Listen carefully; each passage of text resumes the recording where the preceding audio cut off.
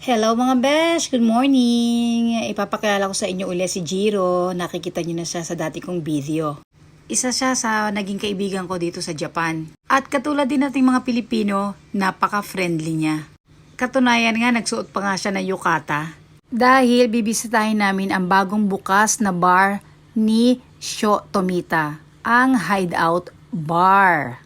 Na-amaze nga ako dun sa harapan ng bar, parang anghel.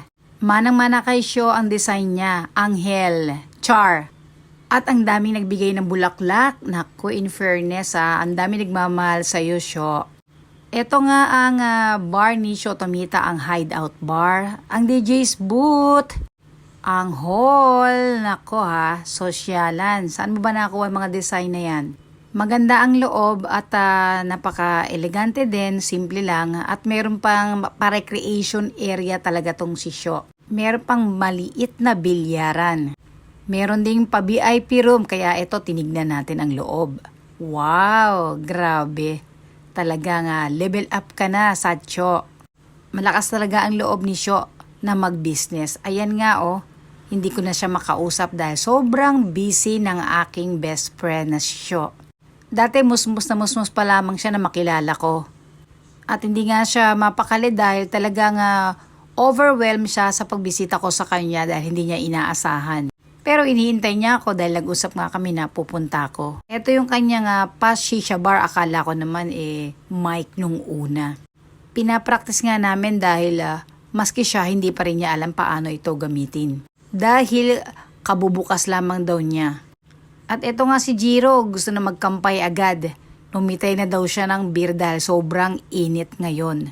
Kaya congratulations to Sho sa iyong bagong bukas na bar. Cheers! Hideout Bar. Good luck sa iyong bar. Sana maging maganda ang opening. At ito nako, pinakain pa kami ng Kentucky Fried Chicken dahil may nagregalo sa kanya. At magbalik tayo dun sa shisha bar dahil hindi pa gumagana. Ito at marami nga nagtuturo paano ba to gumana. Ayan, umilaw na. Ang ganda. Ito daw ay gaya sa Okinawa. Dito inilalagay yung pinaka-vape niya. Hindi naman ako naninigarilyo kaya hindi ko rin masubukan kung ano ba ang lasa ng mga vape na yan at baka maubo ako. Pero maganda yung machine niya. Talagang parang India ba o galing ba to sa Turkey? Halos lahat ng table sa loob ng bar ay merong pasisya para meron kayo nagagawa habang nakikinig kayo ng music dito. At naisama ko rin nga pala yung aking bagong kaibigan na si Rina. Ito, natry na namin yung shisha. Natry na pala ni Rina. Kasama yung kanyang best friend na si Nao. Sana makita ko ulit sila dahil super bait ng magkaibigan na ito. At gusto ko pa rin sila makabanding next time.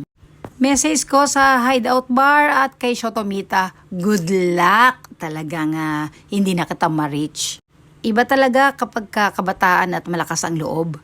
Dahil bukod sa kanyang bar, mayroon pang ibang trabaho si Sho. Ingatan mo lang ang iyong katawan at huwag mong pababayaan ang iyong sarili. Stay healthy para ma-manage mo pa ng mas mahaba ang iyong bar. At sa inyo naman mga besh, kapag meron kayong extra time, puntahan nyo ang Hideout Bar.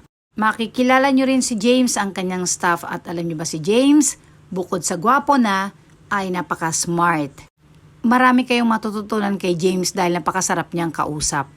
Iba rin yung mga naging experience niya sa buhay kapag na-share niya sa inyo ay talagang sasabihin nyo na life is better with good friends. At pag makikilala nyo mga batang ito, talagang mapi-feel nyo na kasing edad nyo lang sila. Parang mga 20 ka lang or babalik ka sa pagiging 20. Maging open tayo sa ating mga kaibigan. I-welcome natin sa buhay ang iba't ibang klase ng tao. Makinig tayo sa kanilang mga experience. Iba talaga ang millennial. Marami silang idea. Marami rin tayong mapupulot na aral sa mga batang ito. Simple lang ang buhay. Follow your dream. Huwag kang matakot na subukan kung ano man ang gusto mong gawin sa buhay mo. Kung ano ang magpapasaya sa'yo, sundin mo ang puso mo. Huwag kang matakot.